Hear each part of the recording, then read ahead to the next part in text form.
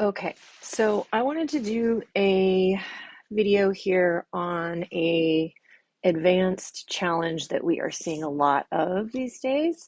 I am doing some research for prep for the UKI Invitational.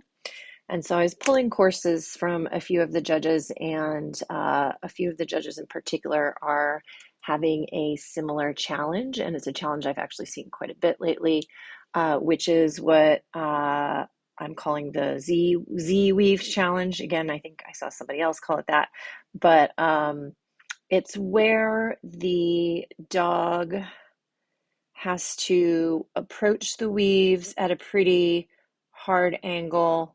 They have to take the weaves and then they have to exit the weaves at a pretty hard angle as well.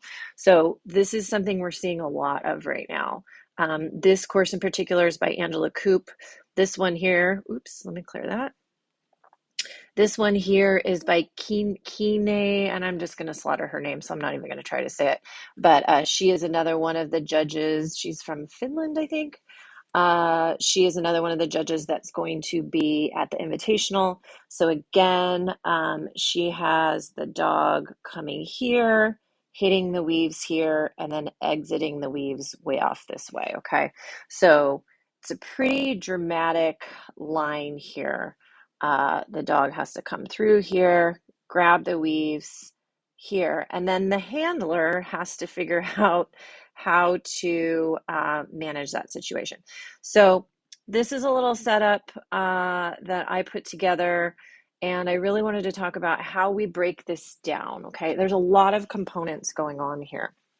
So the obvious part, right, is the dog entering the weaves. Let's say the dog's coming out of here. So the first component is my dog has to be able to hit a pretty tough weave entry, right? I'm terrible with degrees, so forgive me if I screw this up. But basically, they have to come in and nail the weaves at a 45-degree angle, okay? Then they have to stay in the weaves while the handler does the handling, and we're going to talk about that. And then they have to understand that they can also leave the weaves again at a 45-degree angle, okay? So those are two different components, right? We have the entrance angle, so the entry, and then we have the exit, right? So we got to think about both of those things and we have to separate them, okay? The other thing we have to think about too, which I think is what kills a lot of people on this, is in a lot of these situations, the handler is going to be forced to kind of come through here in some capacity, right?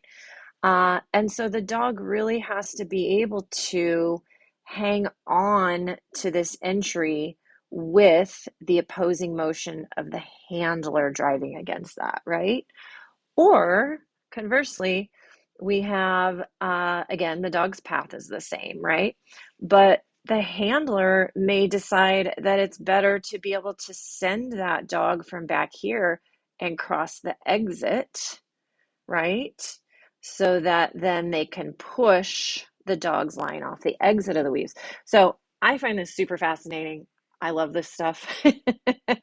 um, but let's talk about it. What are the things that we need to work on? Okay. So I think if we really break it down, and I'm sure we could get way more complicated than this, but for the sake of simplicity, let's talk about kind of the four things I want to make sure I have in my toolbox here.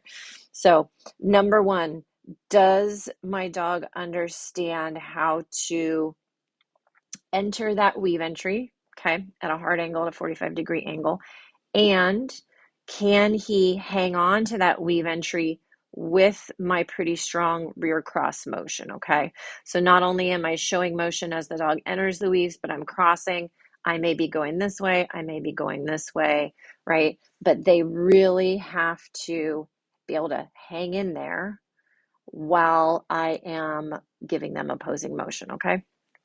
So that's the entrance. So the entrance is the dog's entry and my handling that may distract the dog from hanging onto that entry. And then we have the exit, right? So the exit again, can the dog turn out of the weaves? Oops, wrong color. Can the dog turn out of those weaves with my opposing pressure, right? Or really, it would be kind of my opposing pressure going this way. Um, and a lot of dogs will have trouble hanging in there with motion that's crossing the end. And then obviously, I can't I can't be here unless I can really send the dog, right? There's no way for me to, unless my dog is quite slow at weaving, there's no way for me to go all the way down here and then get here and there. Okay. I mean, I don't know. Maybe you guys can.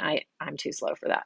So the components again are the dog's entrance, the handler's opposing motion on the entrance, the dog's exit and being able to stay in the weaves, right, for that exit.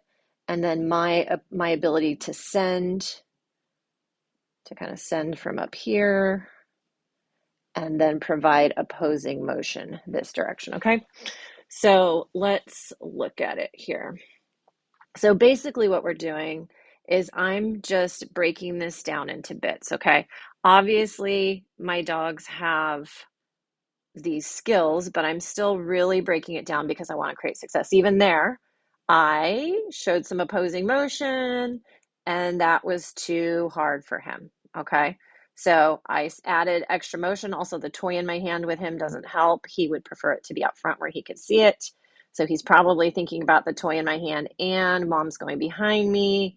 And maybe I should just go keep an eye on her instead. Okay. So obviously, we just went back and did it again, fixed it, no big deal. Notice I have guides on. That's on purpose because, yes, this dog knows how to weave quite well. He nailed this weave entry in a trial last weekend. He was one of, I think, 3 or 4 dogs that did. But when I'm practicing, I want correct repetition. So that's what I'm setting up here. Also, it's a little hard to tell in the video. I have the channel open a little bit. When I'm weaving, doing a lot of weave work like this, I want to do it on channels because it's lessening the impact on their body. And for this dog in particular, I'm trying to speed up his weaves a little bit. So I'm practicing with a slightly open channel. Okay. So there you can see my motion across the bottom there. Let me get my drawer out here. My motion across the bottom here is then pulling him out of the weaves to come back with me that way. Okay. Here's Rowan, same thing. So start easy. Also, one thing that a lot of people ask me about is, yes, I do send my dogs with a marker cue out of the weaves sometimes before they're finished. And that's a whole nother class. But as you can see, it doesn't really affect their ability to finish the weaves. So working on that opposing motion from the bottom, some handling here. And you guys, this is our whole session. I may have cut out a few little silly things here and there, like if they dropped a bar or something and I had to fix it, but I'm showing you guys the entire session of how we're working through it. So now I'm working through the exit. Okay. Now I'm working through sending forward. They've patterned grabbing that entry, so it makes it easy for me now to send and work off of the exit end of things. So sending, he knows where he's going, cueing that nice and early. Now I'm pushing back to that jump that's just off camera here.